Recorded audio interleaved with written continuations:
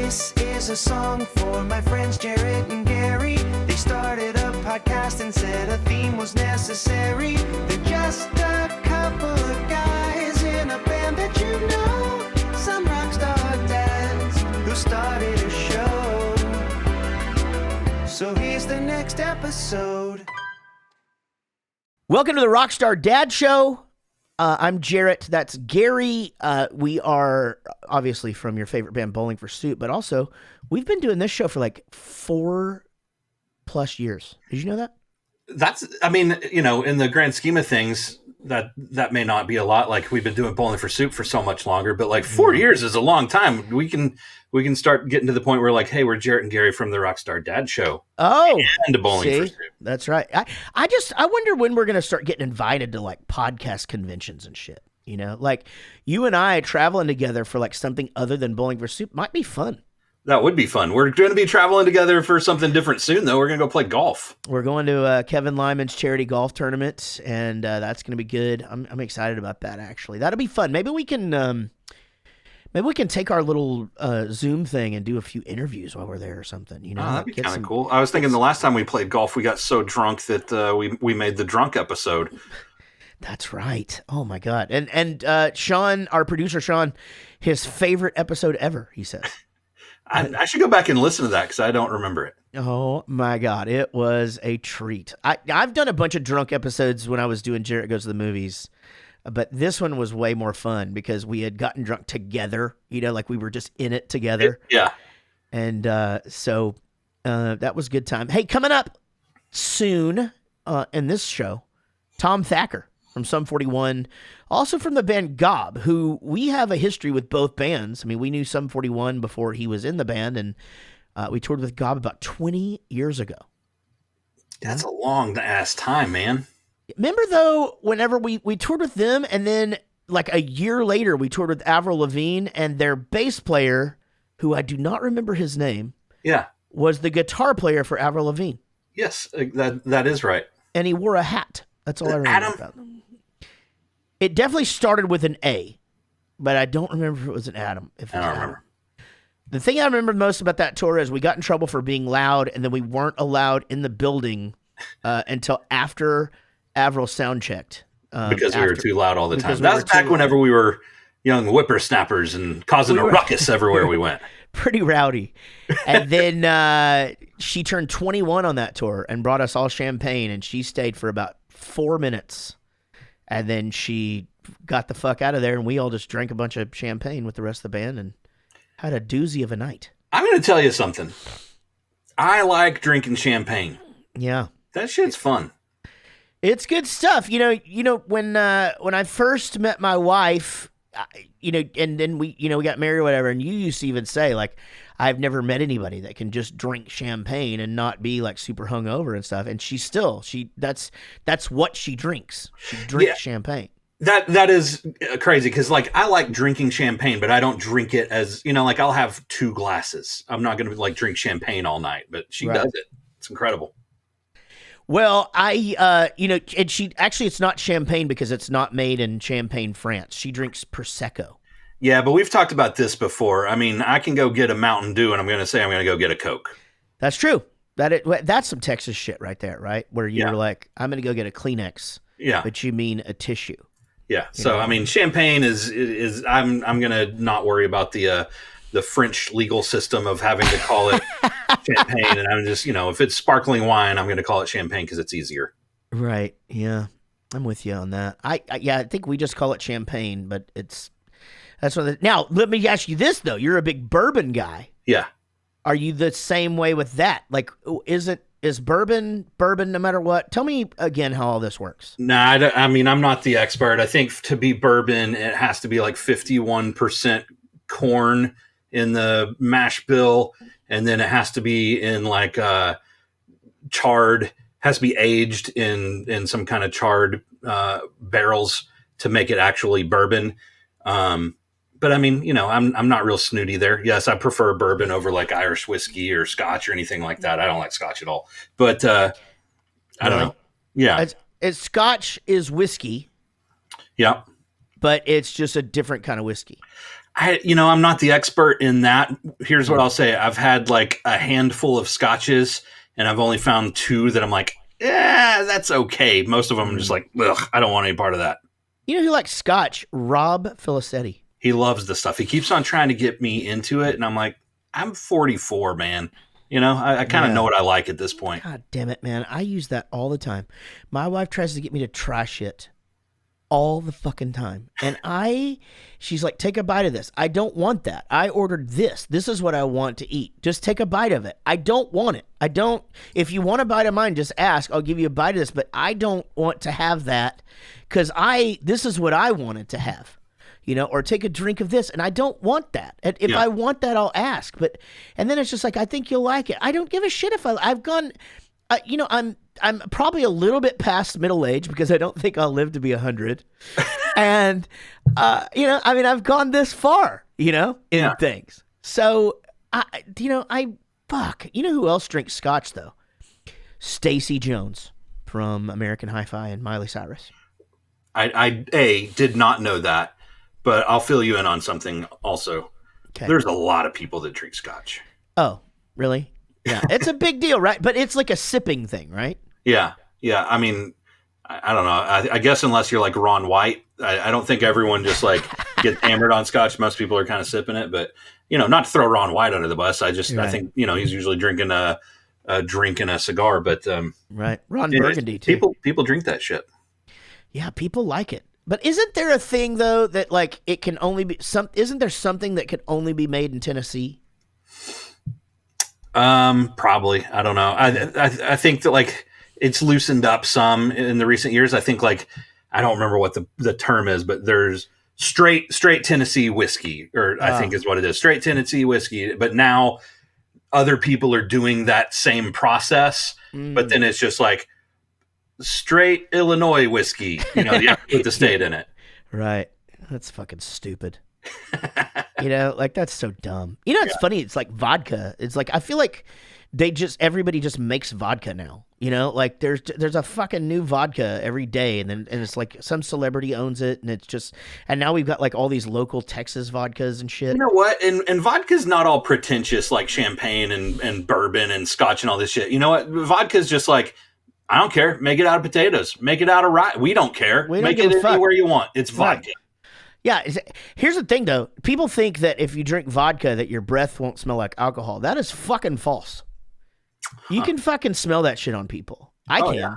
You mean people think that if they drink vodka that like they don't smell like booze? That's right. People are like, oh yeah, no, if you do vodka, whatever, that's fucking bullshit. Yeah, that's just dumb. I mean, or they're just not drinking enough vodka, Yeah, if they're putting like a splash of it in their drink, I don't know.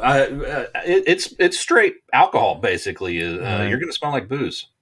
By the way, coming up here in just a little bit, Thomas Thacker from the band Sum 41 and GOB. I did fuck up the video, and so a reminder to anybody who's watching this on video, you're going to get this part of the show, and then there's going to be a section where there's no video because I fucked it up. And but yeah, so anyway, the video for this, so obviously every Monday, the Rockstar Dad Show is on Adobe Radio at 2 p.m. Eastern.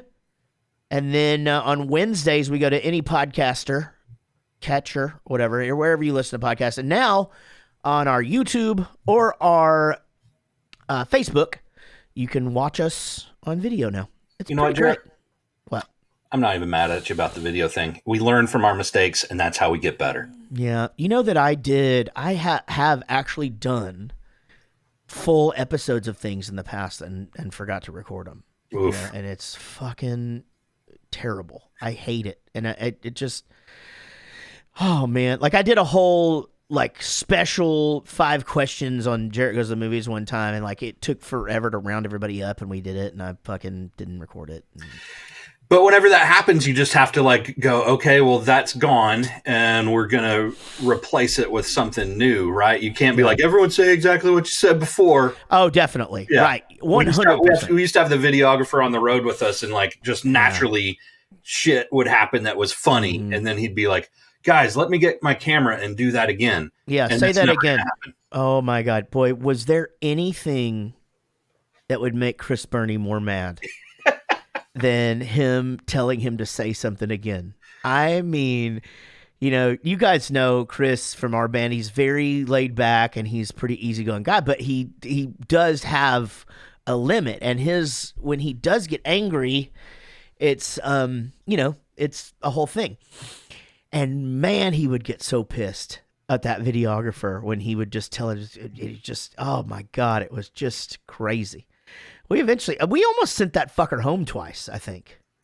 You know, I think there was a couple of times where we're just like, you know, I don't know if this is working out. Yeah, I think he was definitely on thin ice before it was over. Yeah, well, you know what? Shit happens. We've run into him in the past, and he's seems to be doing good. Yeah. You know, how's everything with you, man? Good, man. I'm good. I'm battling a frozen ice maker in our fridge right now. And right before we started the show, I won the battle. I finally Good defrosted it, got the thing out. So life's good, man. I've got ice again. Nice, good for you, man. You didn't buy the Sonic ice thing yet? Oh yeah, I got that going. Oh, you got that thing. Yeah. Right. You just need more ice, right? Gotta have more ice. I know, right? Like sometimes I just mix them together. I just like do the Sonic ice and then I have the regular ice in there because, you know, I want 2 levels of cold drink. And that's how I do it. Yeah, we basically have gotten to where like the fridge ice maker is for Tyler's water bottle that he takes to school or that he takes to baseball.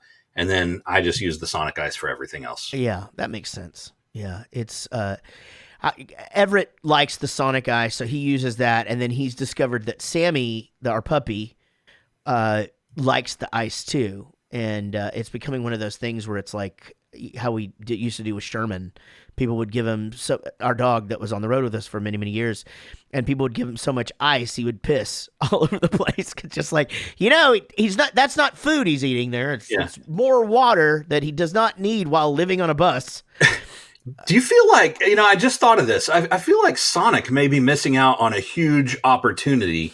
They should be licensing their name to or selling an ice maker, man, because everyone wants the Sonic ice. There's 2 other brands that are selling the maker, and everyone says, I got the Sonic ice, but yeah, dude, they're missing out. You know, they make like a alcoholic seltzer now, right? Sonic? Oh, yes. Yeah. Yeah. Do you drink those? I don't drink like the White Claws and that kind of shit. I don't like pick them to drink.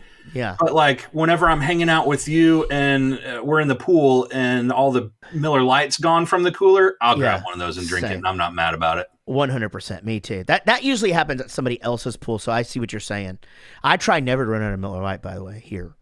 But I have been at our friend Gary Price's house in the past, and I've run out of my beer. And then I just start drinking whatever girly shit they've got.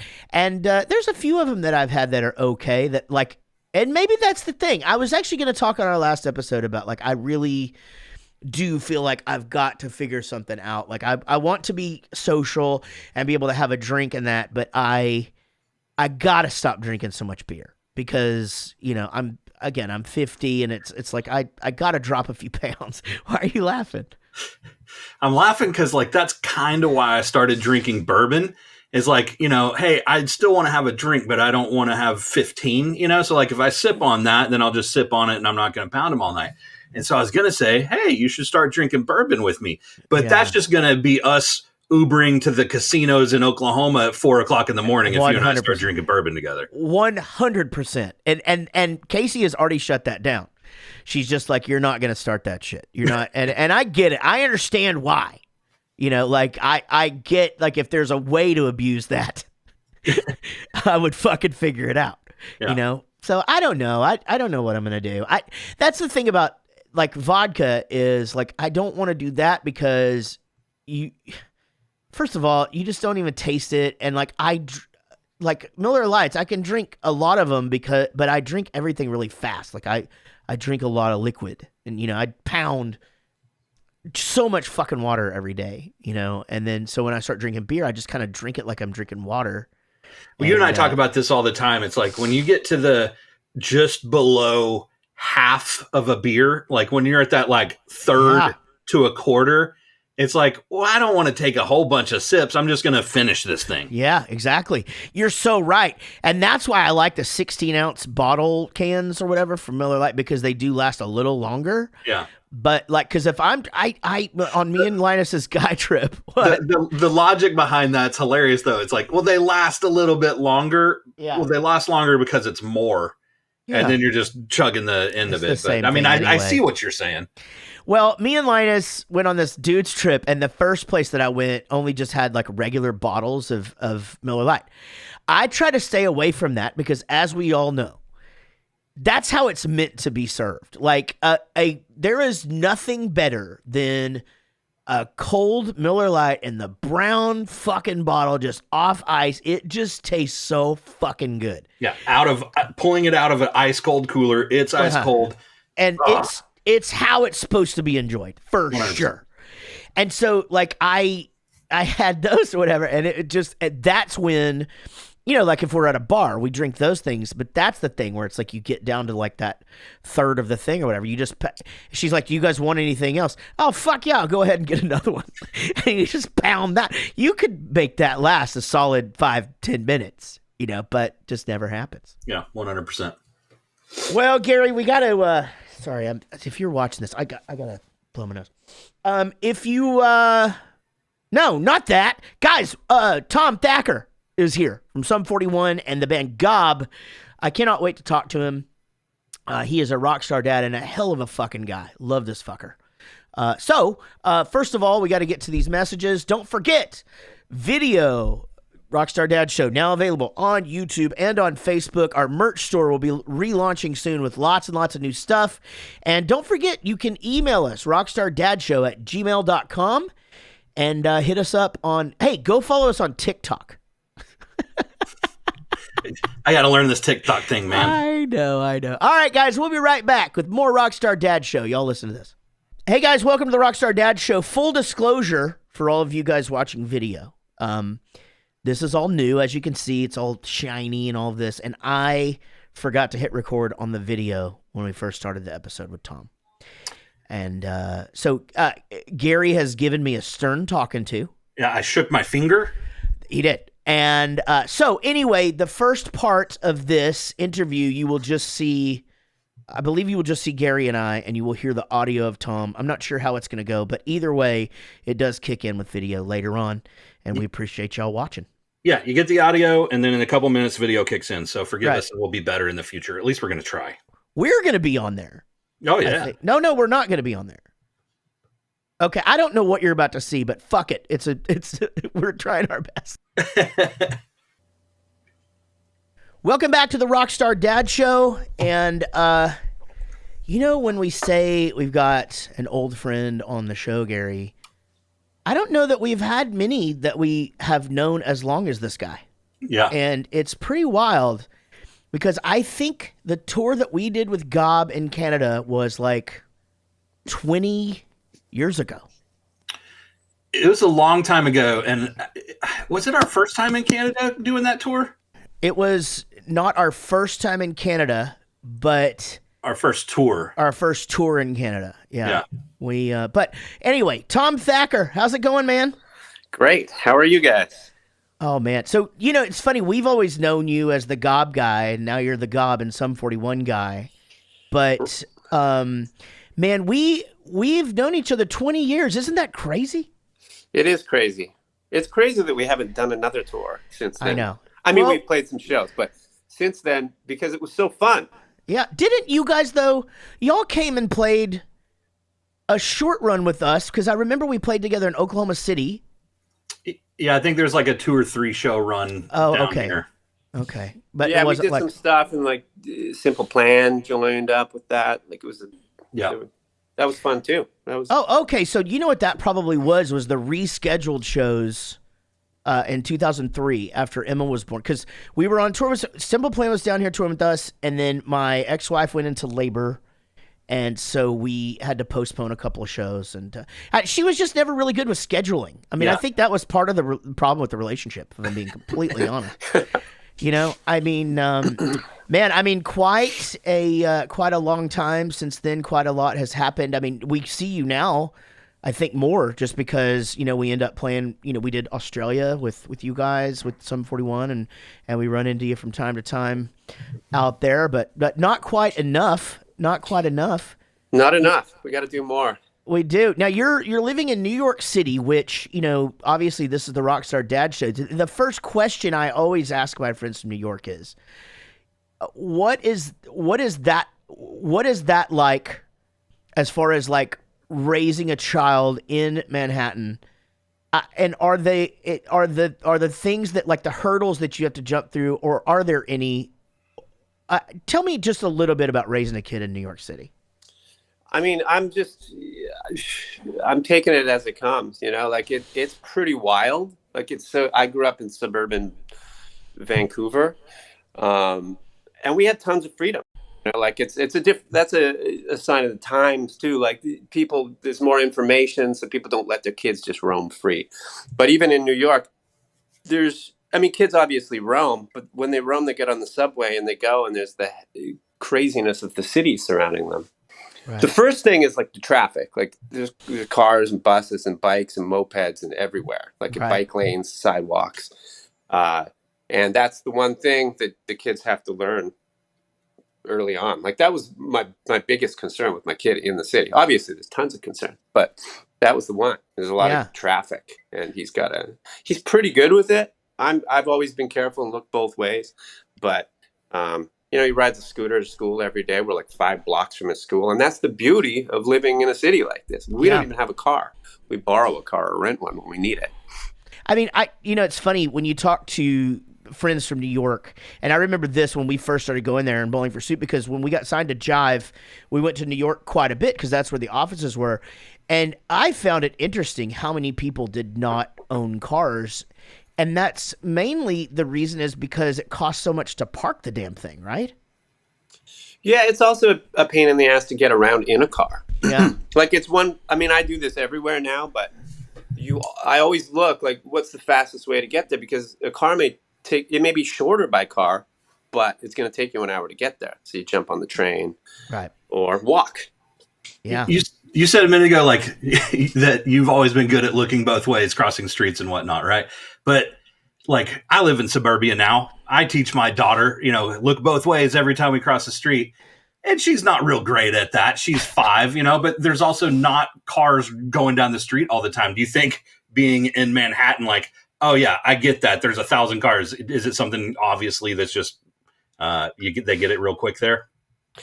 I think it's more he gets annoyed at me telling him to look both ways or to stop and pay attention. So he's like, fine, I'm just going to do this and my dad will shut up.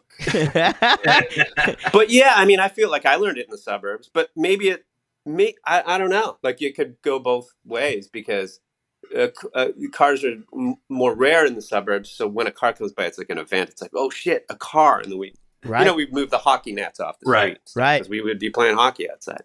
Yeah, same with us. It was like football or wiffle ball in the streets.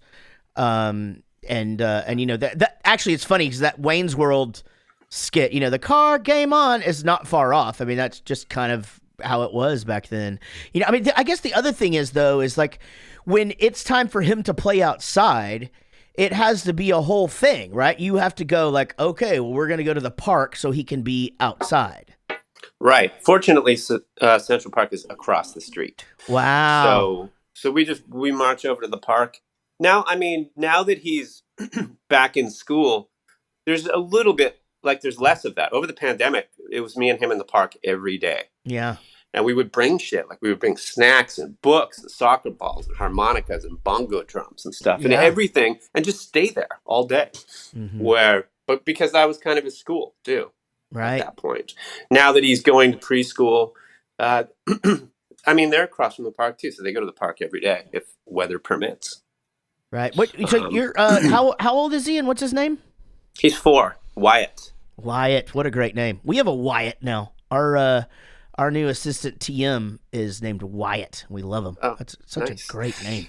Yeah, we didn't know any Wyatts, and then we started telling people that, and they're like, "Well, I know a kid named Wyatt," and it just increased in popularity, like the year that he was born, I guess. It is so weird how that happens. It's like I named my kid Emma in 2003, and then everybody's named Emma, and then Jack in 2006, and then my 10-year-old is named Everett. And we had never even met another Everett, and now I was just at a thing the other day at a birthday party, and I hear this dad yelling Everett. And I'm just like, how is it is so weird how that happens. Same thing with Tyler. Like we named Tyler and didn't know any kids named Tyler. And whenever he was born, the room next to his had a Tyler, and we're like, oh boy, is this catching on? It did. It's crazy how we do. I don't know. It's got to be one of those things like that just happens with our human brains. So yeah, for sure. Well, I mean, everybody's got to come up with names, so they probably ask, and that's why it's probably best not to mention. We didn't really mention names because, I mean, we were kind of undecided, and then Mabel's mom went down the list and, like, kind of made fun of, like, she was the class bully, like, made fun of all the names. Yeah. And then and Wyatt was our first pick, but we didn't say anything. And she's like, Wyatt, I like that. It sounds like wise. And, I mean, I'm thinking it sounds like cowboy. Yeah, it does. It's right. like a guy like the strong, silent type cowboy. I don't know. That is so good that your mother-in-law had the foresight to do that, because that's something that we do. You know, it's like my brother. We could if I would have had a girl, we couldn't have named her Avery because it would be a very red dick, and then. He wanted to name if he had a son, he wanted to name him Nicholas, but he would have been Nick the Big Red Dick. And so we really, you have to play those games. But Wyatt is a hard one because what's he going to, people are going to be like, oh, Wyatt Earp. And he'll just be like, yeah. Well, does the name match? Is he the quiet, strong type, or is he off the walls? He's both. He's kind of sensitive, but he's also like, he likes to like get rough with the boys and stuff. So I think he's just figuring everything out. Yeah. Getting socialized as a toddler. Yeah, so you found yourself in the pandemic with a what, like 18-month-old kid.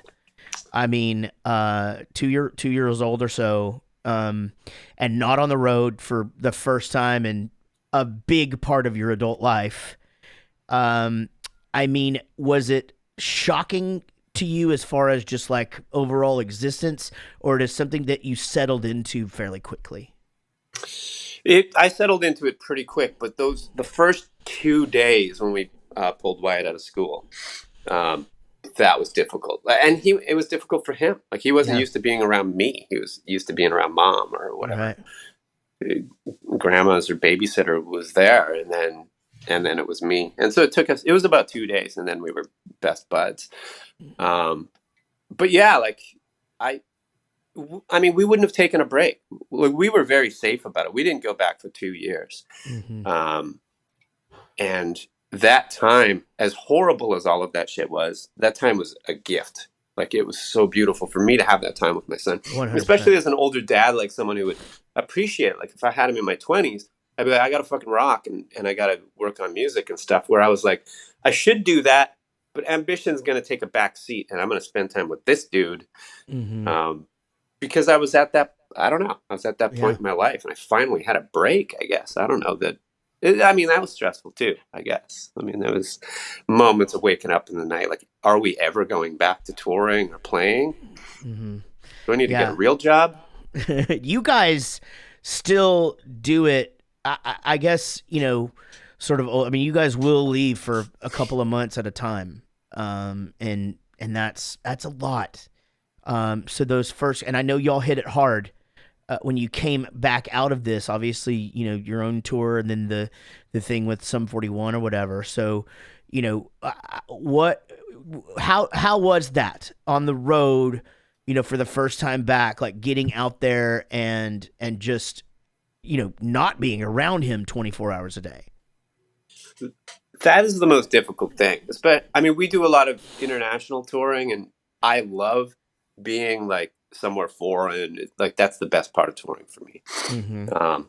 But you play for a few hours. Like this is the show and the setup to the show and everything is 3 hours of your day, and then you have the rest of the day to kill. And my wife and kid are sleeping, and I have these tiny windows that I could call them like an hour time, like them getting ready to go. And that was difficult. Like that was really fucking hard.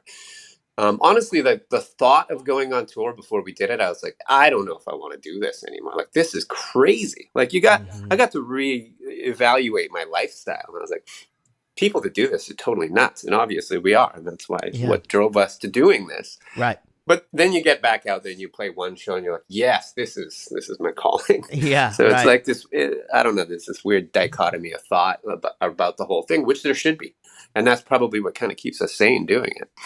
Well, and I think you hit the nail on the head too. I think, I had my two older children earlier in my life, and earlier in the band's career. And, the guys saw my struggles with that. And then, as far as my 10-year-old, it was obviously later in my career. Gary's kids came later in our career, and it certainly is a lot easier after you're successful and you can sort of pinpoint those days of like, well, I'm definitely not going to be gone this day and I'm going to be here. Whereas in the early days, it's just like, we're just gone and this is what this is how we eat, So I know we've had Cone on the show in the last year or so, and he said that you guys will go out for a month or two, but that when you do come home, you make sure and build that time in, that you're getting some quality time at home now too. Yeah, for sure. Yeah, I always try to get.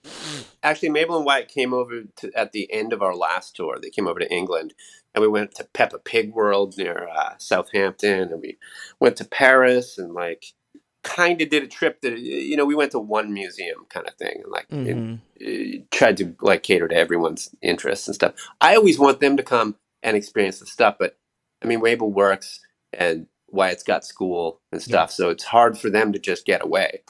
So I have to, wrap my head around that. And then is that something when they came for that? Was it at the end of the tour and they stayed and you were still on tour for a few days, or was it at the end and tour's over and then you extended your stay over there? Yeah, they came. I extended my stay. They actually missed the last show. They flew in for the last thing. Mabel's schedule is pretty rigid. They decide their vacation time at the beginning of the year. Yeah. So it's kind of locked in. So she can only do so much. Mm-hmm. So if we have our schedule in time, which sometimes we do, sometimes we don't, she might book it to coincide with shows. And I think they're going to come to When We Were Young Fest. Yeah. Because she can see Green Day, he can see 5 Seconds of Summer. Yeah, I know. It's going to be funny. I think so many of us are probably bringing our kids to that.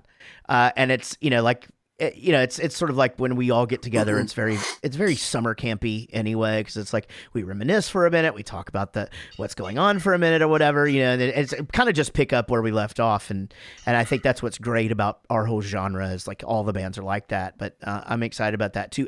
Speaking of dads and your band or whatever, it's like, Derek's road has been quite crazy or whatever, and he's a dad now, and just do you think that will affect as far as touring and things like that, as now that that your lead singer has a baby? Is he like, hey, fuck this, I want to stay home, or is he like, I'll just take him with me, or what's going on with him? It's hard to say. I think so, because when he came back, when he got sober, and when we came back, we went full, we didn't just do the regular tours. Then we came back and did Undercells after the regular tour was done and stuff. And I think, there's different people in the band with different ideas of, Zumo likes to hustle, and Derek, obviously that's what he wanted to do. Then he had a kid, and we didn't really slow down, but maybe a little bit.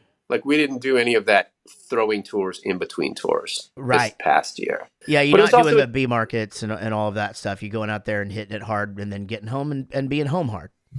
It was a tough tour too, though. It was coming back with the COVID protocols, and then we got it the first day. Yeah. And so it's one of us would get it every couple weeks and stuff. And it's we're not really scared about it anymore. It's concerning, the brain fog and stuff that accompanies it. But now it's kind of back to normal. Like that was a weird year of touring. I think maybe we were normal by the time we played some shows with you guys. Yeah. But I think Derek kind of keeps to himself. Like he doesn't want to lose his voice. If he loses his voice, we're not doing a show. Yeah. So he doesn't hang out much. Yeah, But we didn't even see him actually, which is fine. I mean, I get it, and he's again, with all the health stuff and all that he went through, you understand that. Like the guy's just trying to take care of himself and stay out here, and it's not it's even though we only are, setting up and playing 3 hours or whatever, it's very taxing, to tour. And I don't think a lot of people really realize that, that 14 hours in an airplane seat will fuck you up. And when you're just doing it all the time, and sleeping in a coffin-sized bunk, it will fuck you up, and it's just hard. I had my last trip to Australia, the last tour that we did, 40 hours of travel to get to Australia. Yeah. To get to Perth, and I was just done when I got there. I couldn't form a sentence. And it was like I had slept. I did everything right. I woke up in the morning. I just wasn't functioning properly. But I've gotten into birds lately. And on the way there, I realized that all the birds are different in Australia. So all I did that day was just go out and look for birds. I identified 20. I don't know how many I saw. It was amazing. I love that's such a cool thing to be into, man. What's the inspiration getting you into birds? I think it's genetic because my great grandmother would like record. She was sort of like a DIY ornithologist in Hope, BC. So there's something there. But when I had Wyatt, we would be in the park every day, and he would notice things like a cardinal hiding in the back. Dad, what's that red thing? That's a bird. Because a kid's born into an abstract painting. Sure. They got to touch everything and find like. Is this tangible? Like what? Because some things aren't there. Some things are sort of an illusion. And so he would ask me all these questions. I'm like looking everything up, and I'm like, fuck, I gotta bank some of this knowledge or whatever.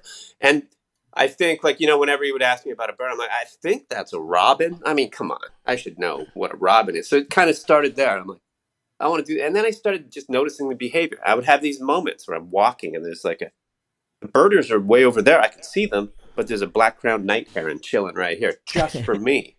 Yeah. Or like a woodpecker on a tree, and it's like 5 feet from me. So I had these moments where it was almost like a bird flew down to like show off and like show its shit to me. And it's just a chilled hobby that you can have where you go out in a park. You're outside in a park with some binoculars, and you just observe the birds. And it's I don't know. I think it's awesome. I can see that. I fucking love ducks. And also, I just think birds are so their behaviors are so interesting. Like, I totally get how you could get consumed by it. And I think the cool thing is you can do it anywhere, and as you said, when you travel, they're going to be different everywhere you go. I mean, I get that. I think that's really, really cool.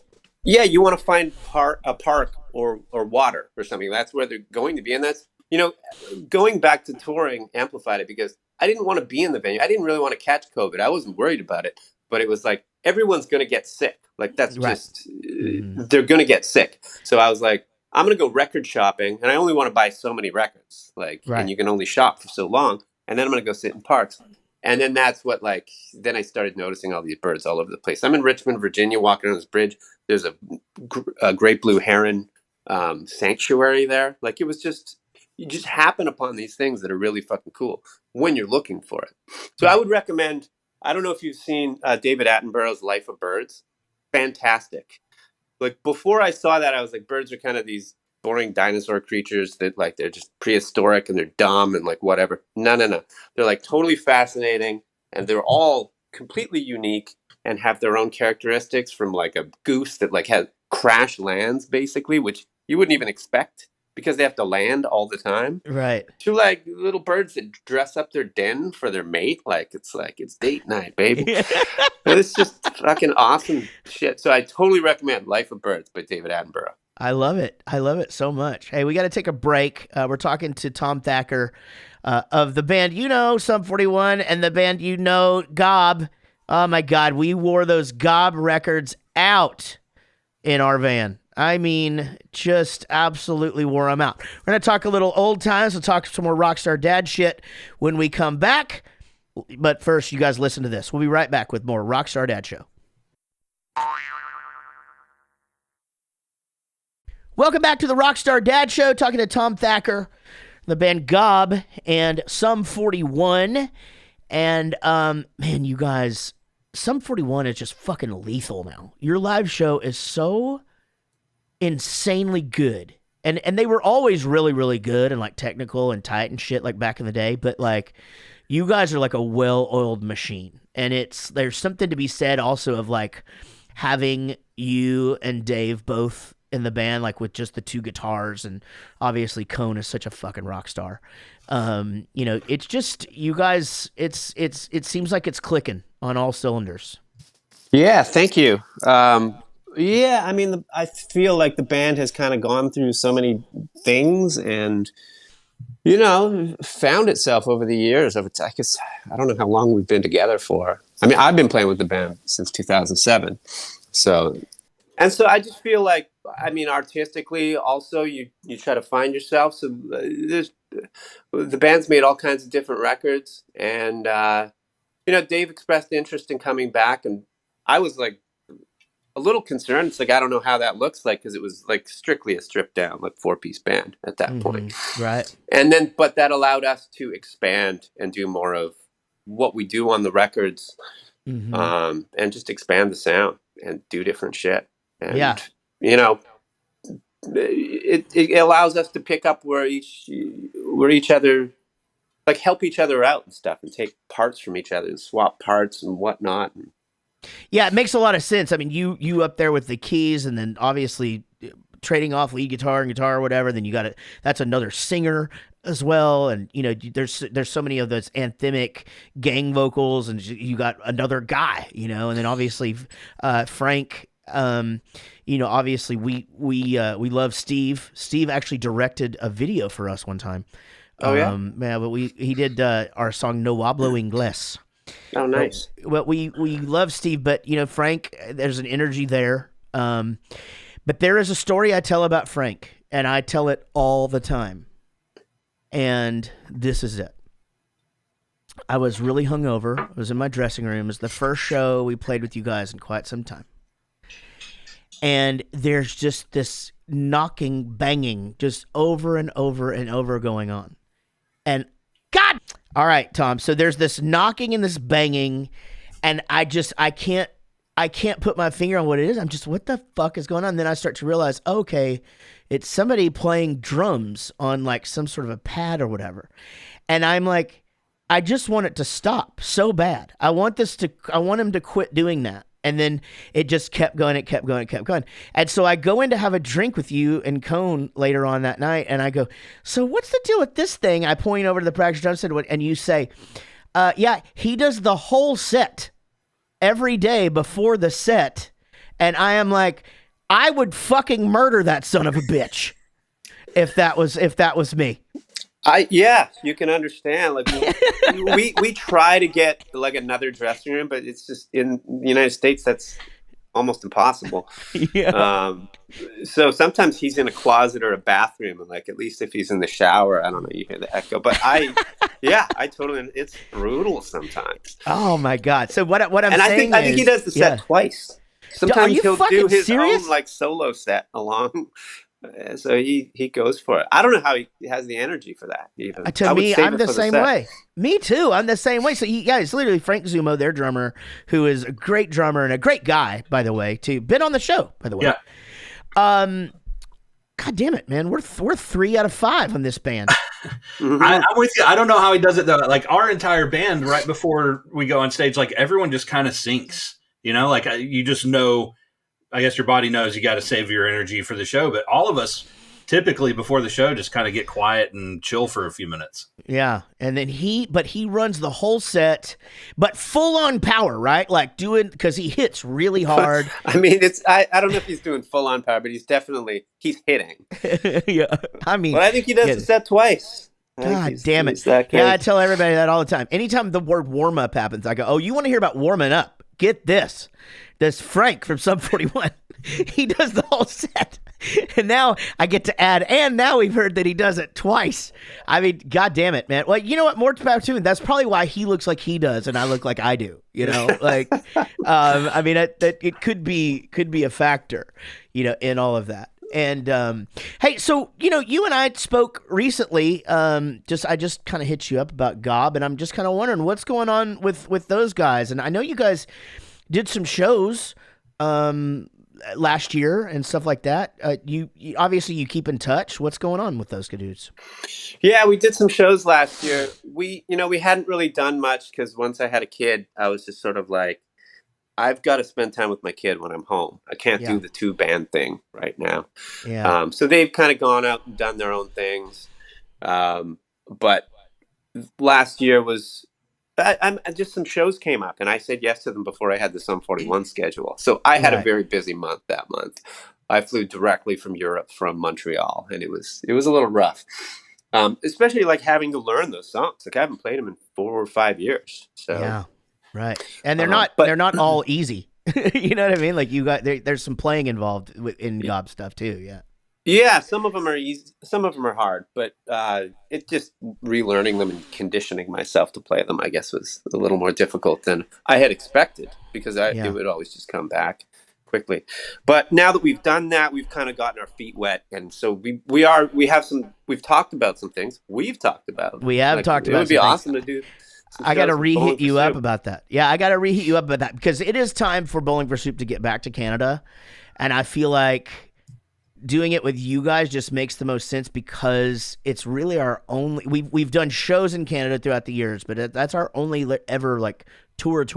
Well, and fun wise too, though. I mean, we've done, you know, hundreds of tours and that tour was so fun. We still, to this day, are telling so many stories from that run. We do, yeah. I think I've told you in the past, Tom, that we still talk about the time you guys had the hot tub in your room, in your hotel room or whatever, and you got all dressed up, and we were like, "Are you going out?" And you're like, "Nope, staying in."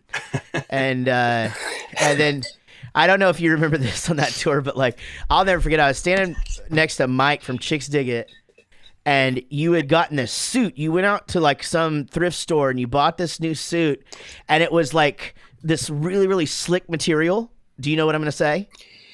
I think I know which one you're talking about. Yeah. Yeah. And you did this thing where you ran and you slid on your knees and you went just off the side of the stage.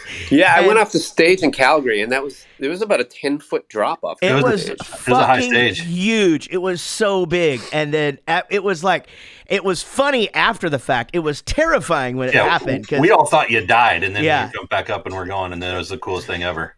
I did too. I was lucky that there were sort of like they weren't stairs, but there was a road case that was maybe about 6 feet tall, or a speaker stand or something, speaker cabinet, and then another case after that. So I sort of tumbled off those and then came back up. And oh my God! Victory instead of as opposed to death. But yeah, I bought that suit on that tour, and I was like, we had a day. It was weird. We had a show and then a day off. And I was like, how could you fucking book a day off the second day in? Right. The guys actually went home from Kelowna. I went to Value Village and bought a suit. And I'm like, I'm going to wear this every day until it rots off of me. But I guess I put it on at the hot tub. So I don't know. Maybe I hadn't started wearing it every day yet. Yeah, I don't. You know, we hit far reaches to Canada. I don't remember where that was, but I know that was somewhere up north. And I remember when we got back to the hotel from the gig, someone in the touring party was like, hey, party in room, whatever, there's a hot tub. And the girl at the front desk was like, oh, sweet, I'm coming. Locked the front door. Yeah. To the hotel. This. Yeah. And came and like hung out with everyone.